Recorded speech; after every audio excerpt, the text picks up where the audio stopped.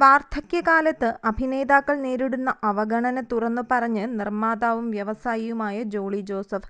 നാടകം ജീവിതമാക്കിയ കലാകാരി ജീവിക്കാൻ വേണ്ടിയുള്ള ഒരവസരത്തിനായി തന്നെ കാണാനെത്തിയെന്നും ജീവിക്കാൻ വേണ്ടി അലയുന്ന പഴയ കലാകാരന്മാരെ മറക്കരുതെന്നും അദ്ദേഹം പറയുന്നു. എൻ്റെ ജിഷ്ണുവിൻ്റെ അച്ഛൻ രാഘവേട്ടനും വലിയൊരു നാടക കലാകാരിയും. രാഘവേട്ടൻ 1941 കണ്ണൂരിലെ തളിപ്പറമ്പിലാണ് ജനിച്ചത്. ഗാന്ധിഗ്രാം റൂറൽ ഇൻസ്റ്റിറ്റ്യൂട്ടിൽ നിന്ന് ഗ്രാമീണ വിദ്യാഭ്യാസത്തിൽ ബിരുദം നേടി. ഡൽഹി നാഷണൽ സ്കൂൾ ഓഫ് ഡ്രാമയിൽ നിന്ന് ഡിപ്ലോമ നേടിയതിനു ശേഷം അദ്ദേഹം ടാഗോർ നാടക സംഘത്തിൽ ജോലി ചെയ്തു. 1968 കായൽക്കരയാണ് ആദ്യ ചിത്രം. പിന്നീട് മലയാളം, തമിഴ്, കന്നഡ, തെലുങ്ക് ഭാഷകളിൽ ഏകദേശം 180ഓളം സിനിമകളിൽ അദ്ദേഹം അഭിനയിച്ചു.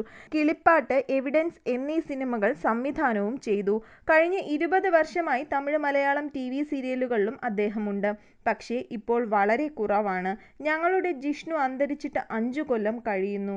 അവൻ്റെ കൂട്ടായിരുന്ന ഞാനും മധു വാര്യറും നിശാന്ത് സാഗറും അരവിന്ദുമൊക്കെ രാഘവേട്ടനെയും ശോഭചേച്ചിയെയും സ്വന്തം മാതാപിതാക്കളെ പോലെ തന്നെയാണ് കാണുന്നത്. അങ്ങനെ തന്നെയാണ് ബഹുമാനിച്ചിരുന്നതും. ഇപ്പോഴും അതിന് യാതൊരു മാറ്റവുമില്ല. ഇന്നുൾപ്പെടെ ഇടയ്ക്കിടയ്ക്ക് രാഘവേട്ടനുമായി വിശേഷങ്ങൾ പറയാറുണ്ട്.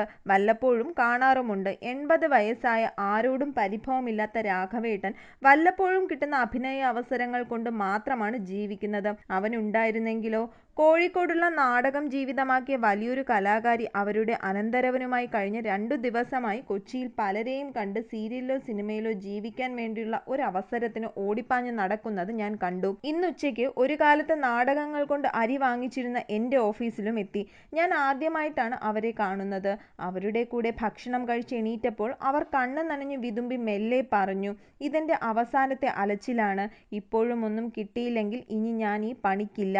ഞാനാ പാവത്തെ സാന്ത്വനപ്പെടുത്തിയെങ്കിലും മനസ്സിനൊരു സുഖവും ഇല്ലായിരുന്നു എന്നതാണ് സത്യം.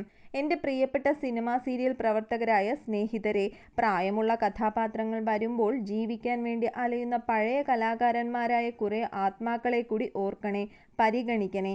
നാളെ ഈ ഗതി നമുക്കും വരാതിരിക്കാൻ ഇതേ ഒരു മാർഗം എന്നുകൂടി വളരെ സ്നേഹത്തോടെ ഞാൻ ഓർമ്മപ്പെടുത്തുന്നു.